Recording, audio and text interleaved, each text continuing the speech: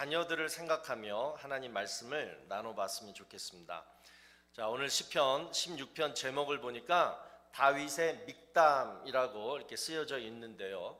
자, 여기서 믹담이라는 뜻은 새기다라는 뜻입니다.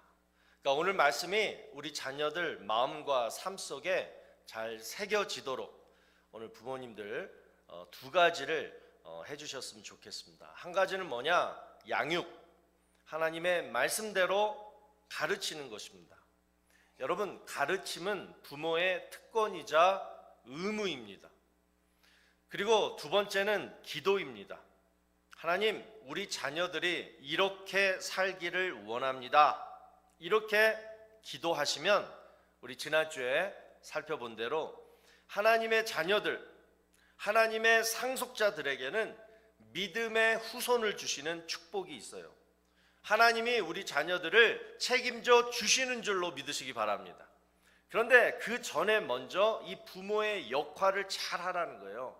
양육과 기도, 이 책임을 다할 때 하나님이 약속하신 모든 축복들을 우리 자녀들에게 부어주실 줄로 믿으시기를 바랍니다.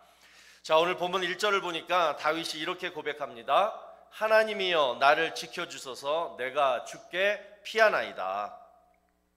지금 다윗이 정확히 어떤 상황에 처해 있는지 알 수 없지만 정말 하나님의 도움을요 절실히 필요로 할 만큼 큰 위기에 처해 있음을 알 수가 있습니다.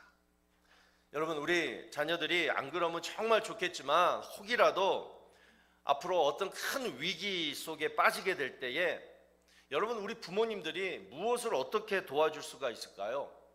도와줄 방법 없습니다. 스스로 알아서 해야 됩니다. 그래서 오늘 말씀이 우리 자녀들에게 꼭 필요한 거예요. 자, 그러면 우리 자녀들이 위기 상황에 처하게 될 때, 어려움 속에 빠질 때 어떤 마음을 가져야 하느냐? 오늘 특별히 여러분 잘 기억하시고 메모도 하시고 해서 자녀들한테 말해주시기 바랍니다. 자, 오늘 본문 8절을 보니까 내가 여호와를 항상 내 앞에 모심이여 그가 나의 오른쪽에 계심으로 내가 흔들리지 아니하리로다. 저는 개인적으로 이 말씀을 정말 좋아하는 말씀인데요. 먼저 우리 자녀들이 힘들 때 가장 먼저 가져야 할 마음이 바로 끝에 있는 내가 흔들리지 아니하리로다. 그러니까 어떤 상황에서도 절대 흔들리지 않는 마음을 우리 자녀들이 갖게 해달라고 여러분 가르치시고 기도하시는 거예요.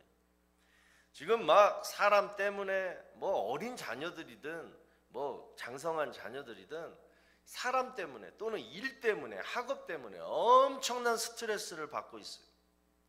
또 거기다가 내가 우리 자녀들이 감당할 수 없는 어떤 큰 어려움 속에도 가끔 이렇게 빠질 때가 있어요. 자, 그때 가장 먼저 해야 될 일이 뭐냐? 여러분 자녀들한테 한번 물어보세요. 오늘 한번 물어보세요. 야, 너는 그럴 때 어떻게 할래? 그럴 때 자녀들이 하는 말은 보통 이런 거죠. 해결점을 찾아야지. 미국에서 교육받은 애들 얼마나 똑똑해요. 해결점을 찾아야지. 방법을 한번 찾아봐야지. 또는 머리 좀 식혔다가 다시 잘 해봐야지. 이 여러 가지 얘기가 나올 거예요. 자, 그런데 다 들으시고 그리고 여러분이 가장 좋은 방법을 우리 부모님들이 말씀해 주시는 거예요. 자, 그게 뭐냐? 아가야, 마음이 흔들리지 말아야 되는데 마음이 흔들리지 않으려면 바로 오늘 본문 말씀 2절 말씀대로 사는 거야. 그러면서 2절 말씀을 여러분 들려주세요. 내가 여호와께 아뢰되 주는 나의 주님이시오니 주 밖에는 나의 복이 없다 하였나이다. 자, 여기서 중요한 단어는 주 밖에는 저거예요. 무슨 말이에요? 하나님 한 분이면 충분하답니다. 하나님 밖에 없어. 우리 자녀들이 엄마 뭐가 걱정이야? 하나님이 계시는데 하나님 한 분이면 난 충분해. 이 마음만 있으면 된다는 거예요. 또 여기서 주라는 단어랑 복이라는 단어도 우리가 주의 깊게 봐야 됩니다. 주는 아도나이라는 뜻이에요. 내 삶을 다스리는 주권자 이 뜻이고, 복, 이 단어는 좋은 것, 기쁜 것, 평안한 것, 이런 뜻을 가지고 있습니다.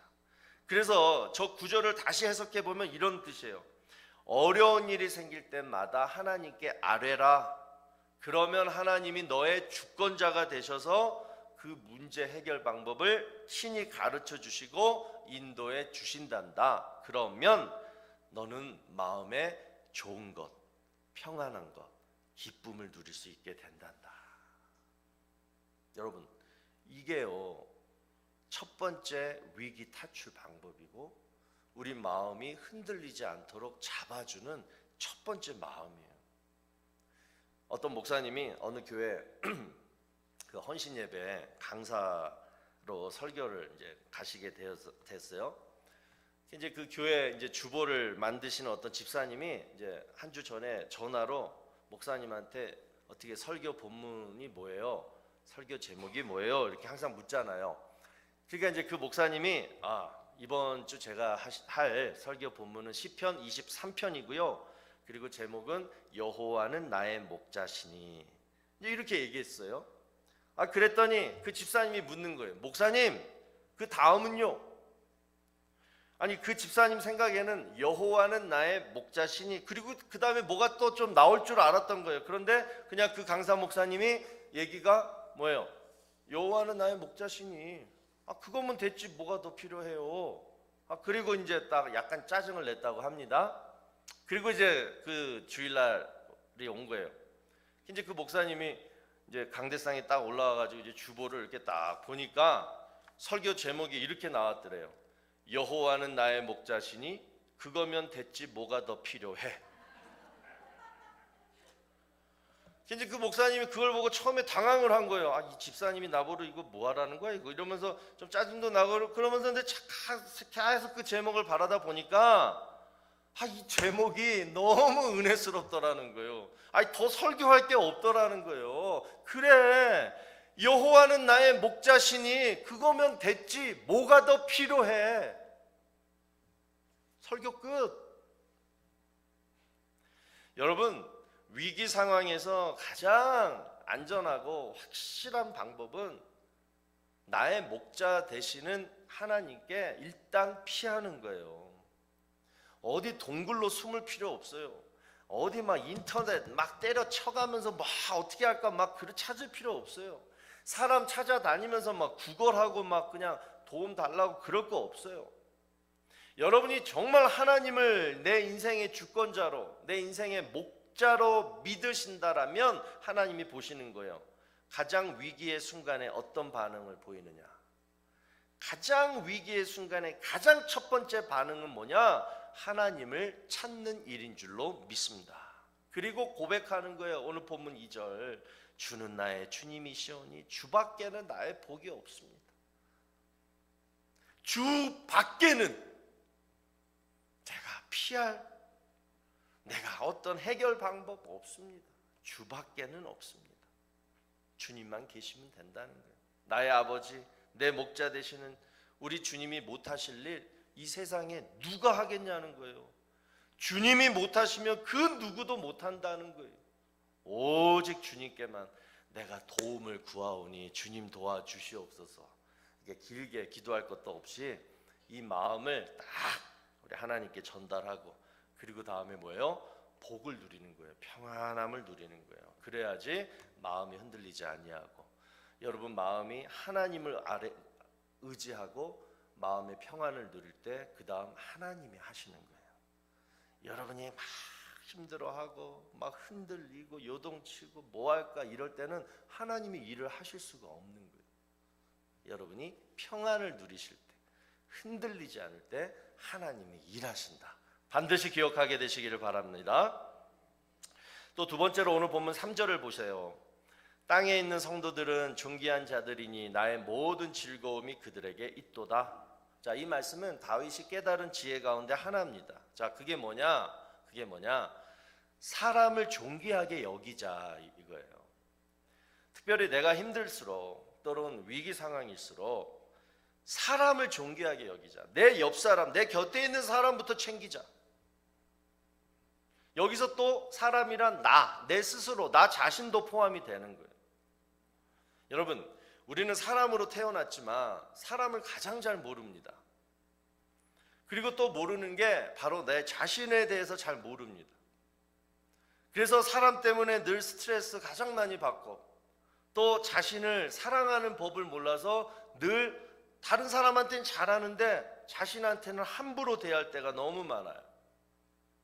자, 그러면 사람 때문에 스트레스 안 받고 내 자신을 사랑하려면 어떻게 해야 되느냐? 그 폴 투르니에라는 의사가 삶에는 뜻이 있다라는 책에서 이런 말을 했습니다. 실제로 사람은 누구도 자기 혼자서는 자기 자신을 이해하지 못한다.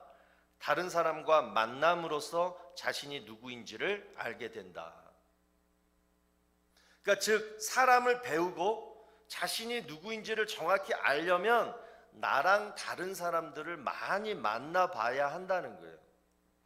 자, 여기서 만남이 의미하는 것은 뭐냐? 사람 때문에 스트레스도 받아보고 사람과 관계 맺는 법을 배워야 한다는 거예요. 그런데 요즘 여러분 보세요. 특별히 여러분 자녀들 보세요.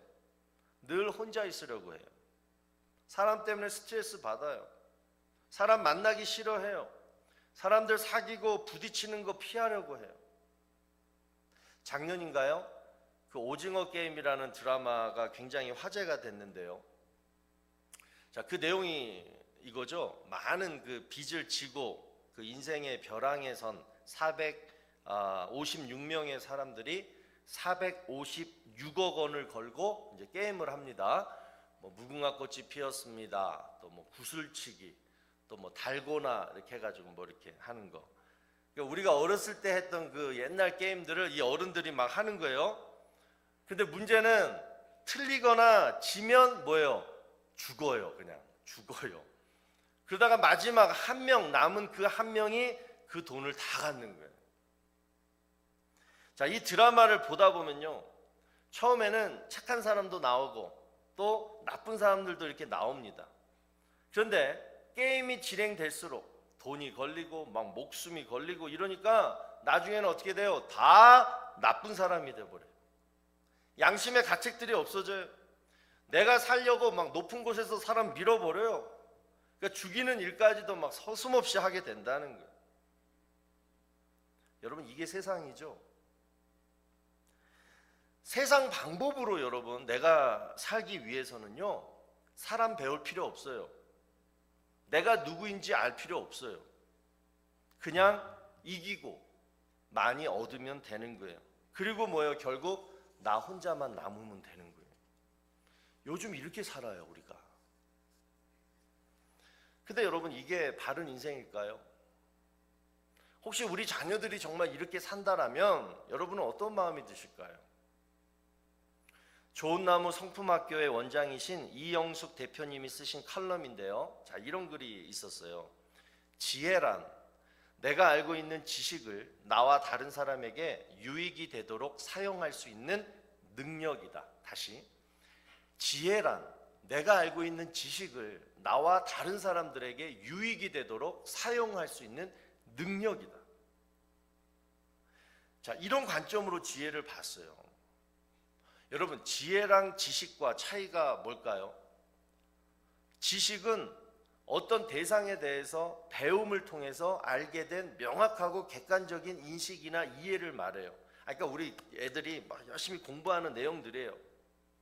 그러나 아무리 그러한 많은 정보와 해박한 지식을 갖춘 사람이라도 그 지식이 다른 사람한테 또는 나에게 아무 유익이 되지 않는다라면 지혜로운 인생, 지혜로운 사람이 될 수 없다라는 거예요. 오히려 지혜로운 사람은 지식의 양이 적을지라도 내가 알고 있는, 내가 가지고 있는 지식만으로도 다른 사람에게 또 나에게 많은 유익을 준다라면 그거는 정말 지혜 있는 인생, 지혜 있는 사람이라는 거예요. 그래서 성공하는 교육은 여러분 가정교육이든 뭐 신앙교육이든 학교교육이든 정말 교육의 목적은 뭐냐면 많은 지식을 그냥만 냅다 막 습득하는 데 있는 게 아니라 다른 사람에게 얼마나 영향력을 끼치고 많은 유익을 줄 수 있는 그러한 지혜로운 사람을 만드느냐, 거기에 달려 있다라는 거예요.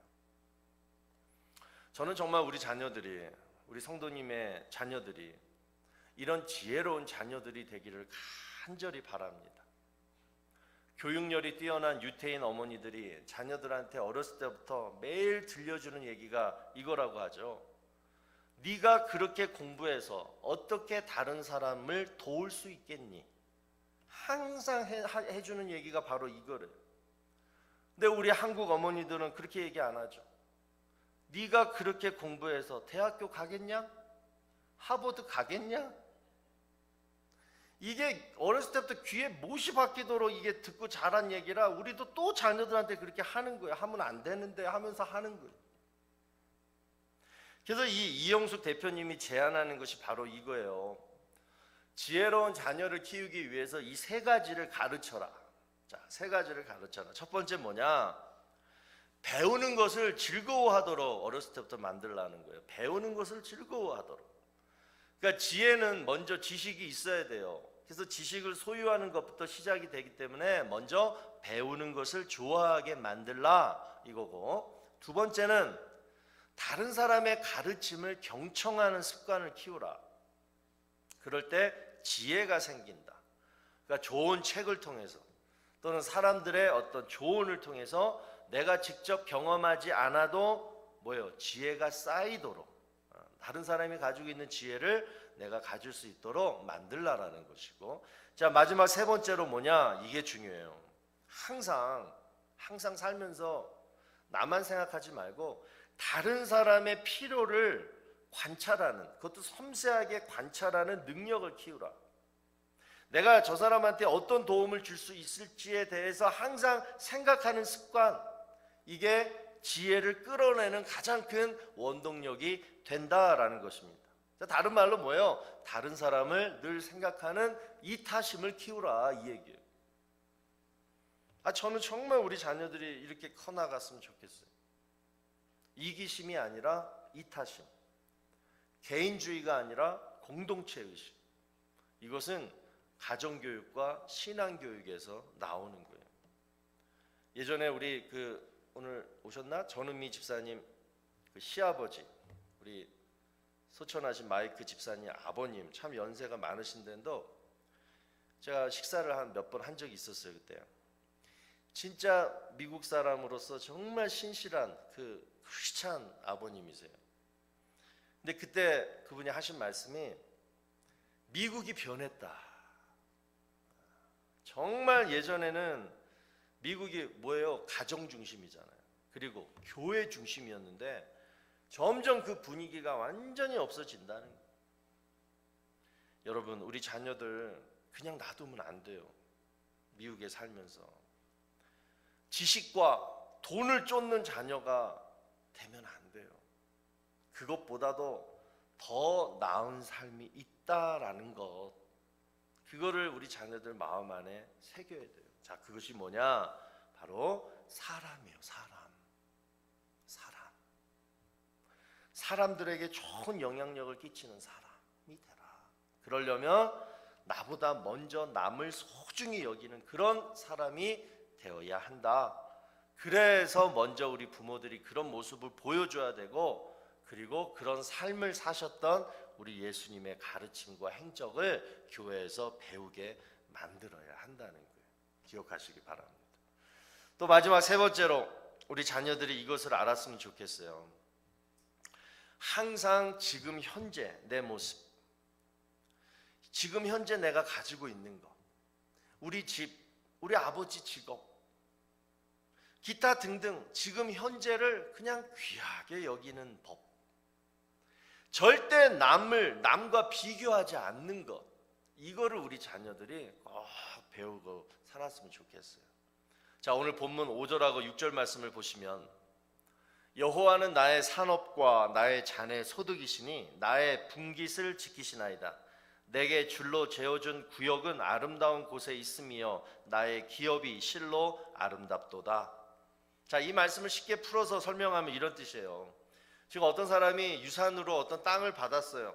그런데 보니까 그 땅이 메마르고 막 쓰레기가 많고 돌멩이 투성이에요. 어디에도 그냥 쓸데없는 그런 황무지 같은 땅을 받았다는 거예요. 그런데 이 사람이 고백하는 게 뭐예요? 그럼에도 불구하고 그 땅이 너무 좋다라는 거예요. 너무 아름답다라는 거예요. 왜? 우리 주님이 나를 위해서 줄자로 딱 재어가지고 딱 주신 땅이기 때문에 그렇다라는 거예요. 그러니까 그 땅이 중요한 게 아니라 뭐예요? 주신 그 분이 너무 좋기 때문에 그것도 좋다라는 거예요. 예전에 한국에서 대기업 임원들 연봉을 공개한 적이 있었어요.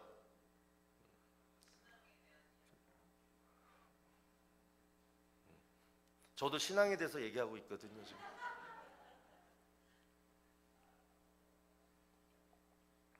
어디까지 했죠?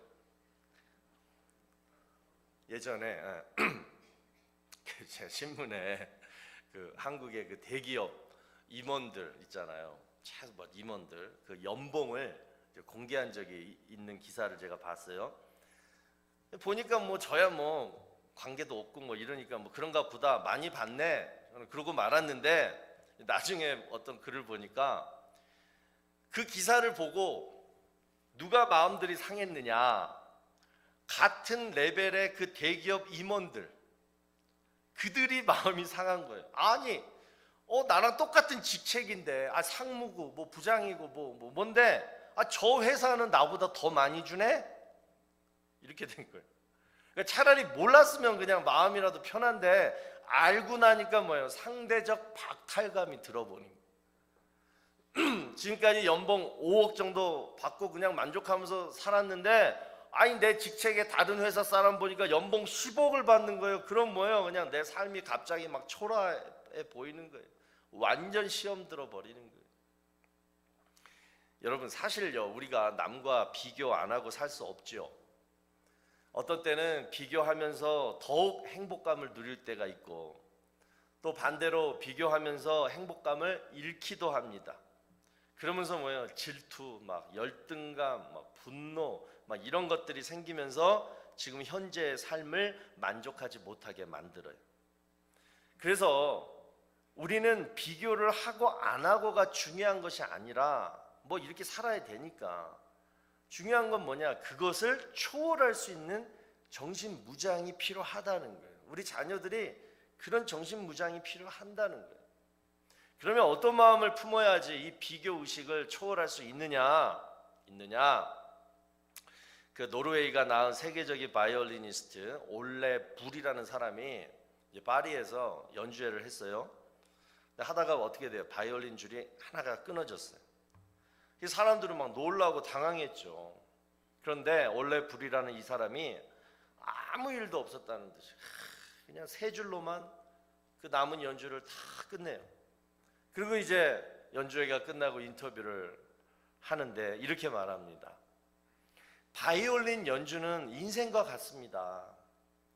줄 하나가 끊어지면 나머지 세 줄로 끝까지 연주해야 되는 거예요. 여러분, 이게 무슨 말이에요?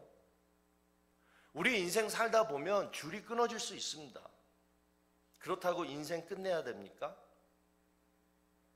끝까지 그 세 줄로 아니면 두 줄로 나머지 인생 최선을 다해서 살아야 되는 거예요. 사실 여러분 따지고 보면요, 네 줄로, 바이올린이 네 줄이거든요. 네 줄로 완벽하게 살아가는 인생 별로 없습니다. 다 가까이서 보면요, 무슨 줄이든 다 끊어져 있어요. 그런데 우리는 내가 건강의 줄이 끊어졌다고 다른 사람의 건강의 줄만 쳐다봐요. 내가 물질의 줄이 끊어졌다고 다른 사람의 물질의 줄만 계속 부러워해요. 그런데 자세히 보면요, 그 사람도 다른 줄이 끊어져 있다는 거예요. 여러분, 줄 자체만 인생의 목적으로 삼는 사람은 늘 남과 비교하면서 살아갑니다. 왜 나는 저 줄이 없지? 왜 나는 저런 바이올린이 없지? 그런데 중요한 것은 우리 인생은 바이올린 몇 줄이 중요한 게 아니라는 거예요. 내가 지금 어떻게 연주를 하고 있느냐, 이거거든요. 그러니까 인생은 바이올린이 아니라 연주라는 거예요.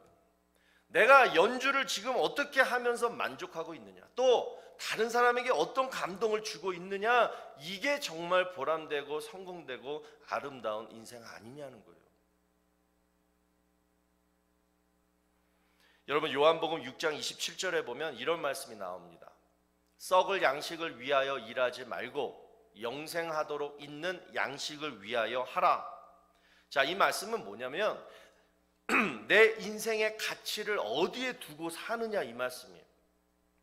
썩을 양식이냐, 내 인생의 목적 가치가 썩을 양식에 있느냐, 아니면 영원한 양식에 두느냐. 여러분 다 아시다시피 돈, 명예, 건강, 외모, 스펙, 이건 다 썩을 양식들입니다. 없어지고 사라지고 무너질 것들이에요. 은퇴한 사람들, 내가 뭐 예전에 장관이었어, 뭐 사업 그룹 회장이었어.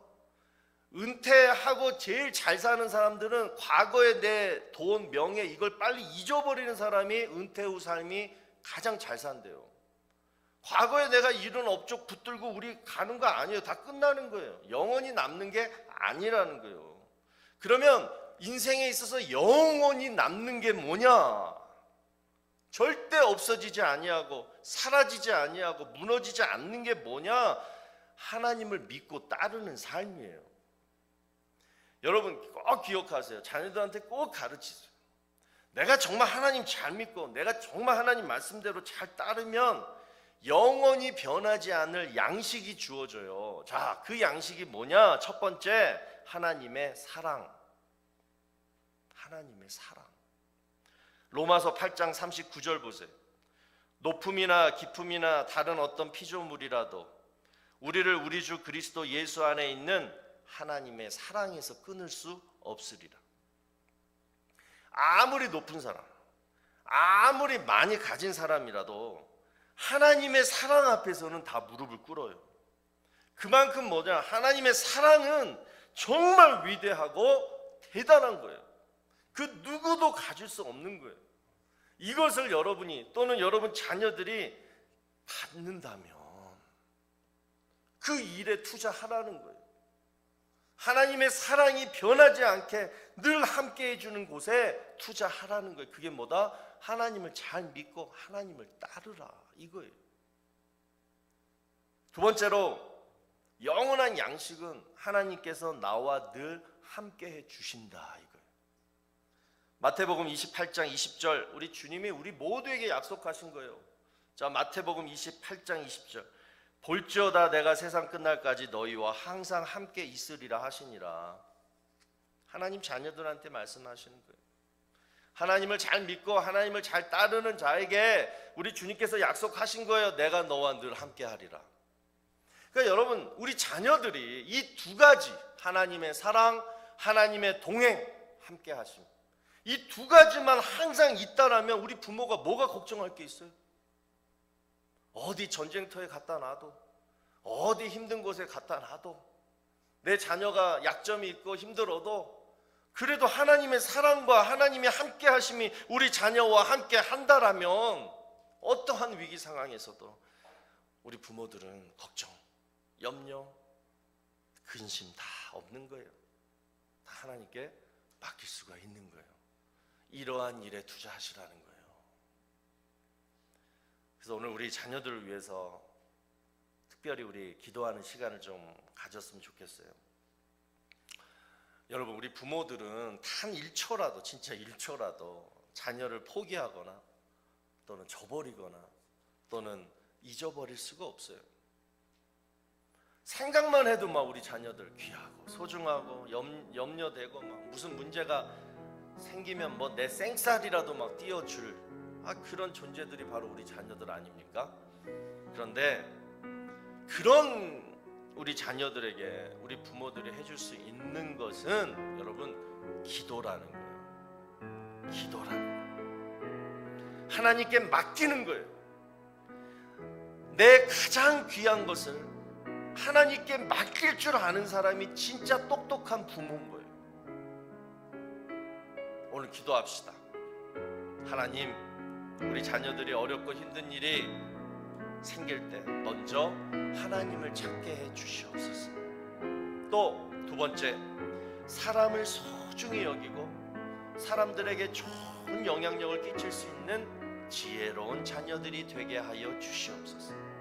그리고 마지막 한 가지 더, 남과 비교하지 말고 하나님이 주신 것에 만족하며 감사하며 살아가게 하여 주시옵소서. 그러기 위해서는 썩어질 것에 마음 두지 말고 영원한 하나님의 사랑, 영원한 하나님의 동행하심만 기뻐하며 늘 하나님을 믿고 따르는 우리 자녀들 되게 하여 주시옵소서. 자, 우리 다 같이 기도하겠습니다.